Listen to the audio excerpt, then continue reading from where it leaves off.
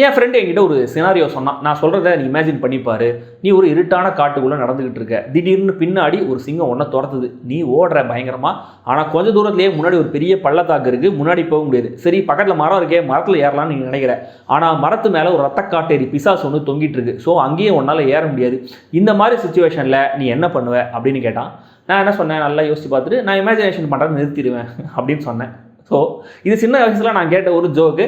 கிட்டத்தட்ட இதே மாதிரி ஒரு நரேஷன் பேட்டர்ன் தான் இந்த வேடுவன்லையும் இருக்கு. ஏன்னா நான் ஒரு கட் முன்னாடி சொன்னேன் இல்லையா, அதே போலீஸ் கதை தான் இந்த கதை. ஆனா இதை ஒருத்தர் சினிமாவில் நடிச்சிட்டு இருக்காரு அப்படின்னு சொல்லும் போதே அங்க என்ன ஸ்டேக்ஸ் கிரியேட் ஆகும் நினைச்சாங்கன்றது எனக்கு நிஜமா புரியவே இல்லை. ஏன்னா எனக்கு அது எந்த விதத்துலையும் ஒரு டென்ஷனையோ இன்ட்ரெஸ்டையோ கொடுக்கவே இல்லை. இது சினிமா தானே, இவருக்கு தான் ஒண்ணுமே ஆகாது அப்படிங்கிற மாதிரி தான் என் மைண்ட்ல ஓடிட்டே இருந்துச்சு. மேக்கிங்கா ZEE5 வழக்கமான லோ பட்ஜெட் குவாலிட்டியாவே தெரியுது. க்ரௌடு பப்ளிக் பிளேஸ்னு ஷூட் பண்ணியிருந்தாலுமே கூட அதுல ஒரு சீரியல் தன்மை தான் தெரியுதே தவிர சினிமேட்டிக்கா இல்லை.